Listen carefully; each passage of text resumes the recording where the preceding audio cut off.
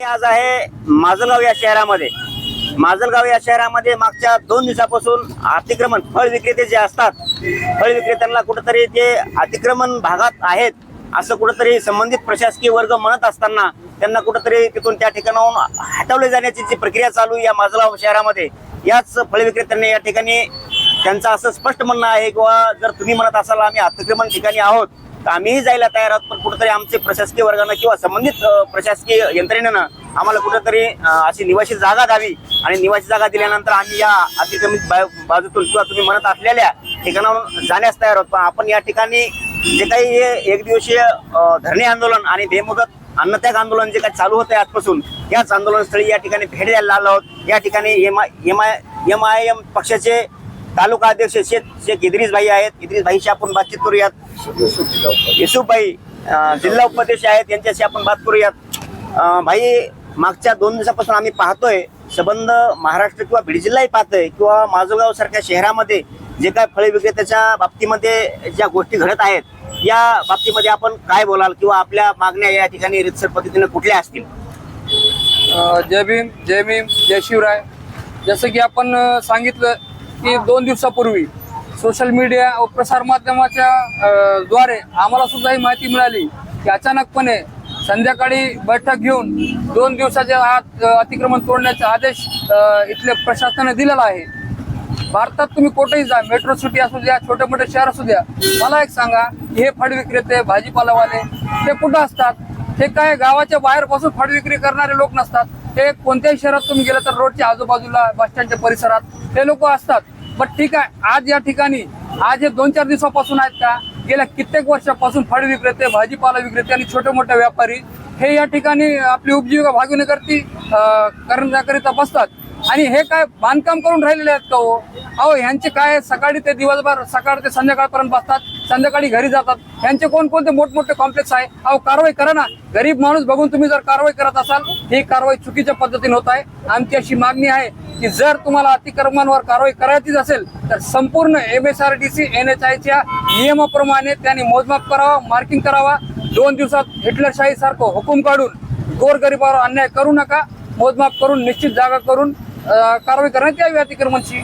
या ठिकाणी आपण पाहतोय की नगर परिषदेनं किंवा संबंधित प्रशासकीय वर्गानं जे काही सामान्य लोकांच्या उपजीविकेवर किंवा उदरनिर्वाहाच्या ज्या गोष्टी आहेत, साधन आहेत, फळ विक्रेते यांना कुठेतरी अतिक्रमण हटवून यांच्या ज्या उपजीविका आहेत त्या बंद करण्याचा जो काही घाट धरला आहे, या घाटाच्या विरोधामध्ये या ठिकाणी संबंधित फळ विक्रेते जे काही 18 पगड जाती धर्माचे या ठिकाणी आहेत, त्यांचं असं म्हणणं आहे किंवा आम्ही भारतातले आहोत आणि भारतामध्ये आपण पाहतोय गाव खेड्यात किंवा मेट्रो शहरामध्ये जरी आपण गेलो तर त्या ठिकाणी फळ विक्रेते हे रस्त्यावर असतात आणि आम्हाला काय तिथं त्या ठिकाणी बांधकाम करून राहायचं नाहीये. आमचा निवासी राहण्याचा त्या ठिकाणी घाट नाहीये. आम्हाला फक्त दिवसभरात जे काही या ठिकाणी गर्दीमध्ये फळ विक्री करता येईल ती विक्री करावी आणि आमचा उदरनिर्वाह किंवा आमच्या कुटुंबाचा उदरनिर्वाह त्या माध्यमातून व्हावा म्हणून आम्ही या ठिकाणी अशा गर्दीच्या ठिकाणी फळ विक्रीसाठी बसत असतो. आता या ठिकाणी अजून आपल्यासोबत या ठिकाणी आंदोलनकर्ते आहेत.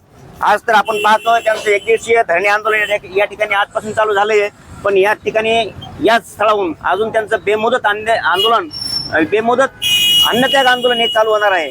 आपल्यासोबत दुसरे भाई आहेत.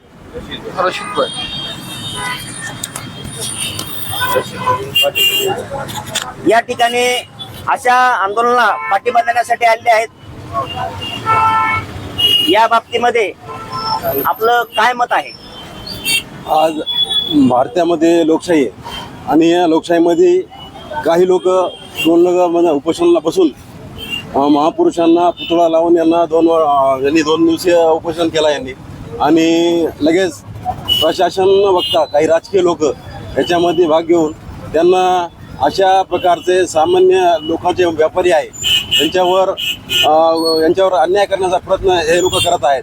का तर कारण हे लोक रोडवर येऊन काम करतात, फळ विक्रेते आहेत आणि बाकीच्या यामध्ये पूर्ण समाजचे लोक आहे. याच्यामध्ये असं नाही की फक्त मुस्लिम आहे, याच्यात पूर्ण प्रकारचे लोक आहेत आणि आमदार असो या कोणी बाकीचे प्रशासकीय लोक असो, त्यांचं काम आहे की त्यांना जागा द्या, त्यांच्या काय मागणी आहे ते बघा. या सगळ्या गोष्टी आहे आणि तुम्ही फक्त राजकीय यूज करून त्यांना तुम्ही महापुरुषांच्या नावावर तुम्ही असं काही लोकांचे अन्याय करत असाल तर पण चुकीचं आहे.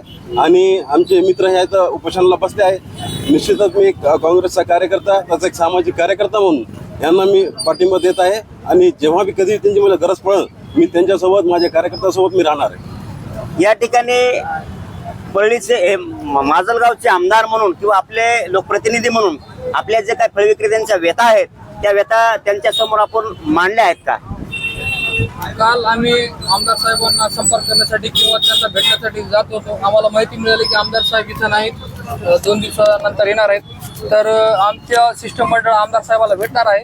कारण प्रकाशदादा आमदार सोळंके हे फक्त काही लोकांचे आमदार नसून पूर्ण मतदारसंघाचे आमदार आहे. आणि त्यांची जबाबदारी आहे इथल्या गोरगरिबांचं जे काही रोजगाराचे जे प्रश्न उद्भवत आहे त्या बाबतीत त्यांनी निर्णय घ्यावा. आणि जे लोक पोटापाण्याचा प्रश्न घेऊन त्यांच्यासमोर जाणार आहेत त्यांनी त्यांची जबाबदारी घेऊन त्यांना पर्याय व्यवस्था करून द्यावी. आपण जो प्रशासकीय वर्गानं घाट घातलाय की या ठिकाणचं अतिक्रमण हटवायचं फळ विक्रेत्यांचं, तर या ठिकाणी जर हटवलं जात असतील तर आपला या गोष्टीला विरोध राहील किंवा प्रशासकीय वर्गाला आपला या माध्यमातून सपोर्ट राहील, या ठिकाणी आपण हे मत व्यक्त करावं.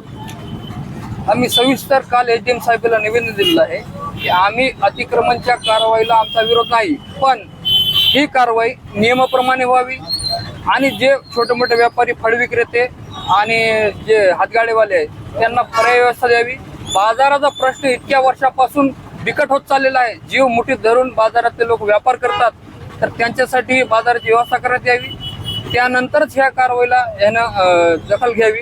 आणि तोपर्यंत कारवाई करू नये जोपर्यंत आमच्या मागण्या मान्य होत नाही, अशी आम्ही प्रशासनाला निवेदन दिलेलं आहे.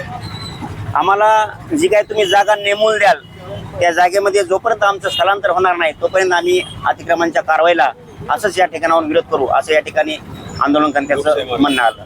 आपण पाहत आहात वावर न्यूज व स्वराज्य मीडिया. धन्यवाद.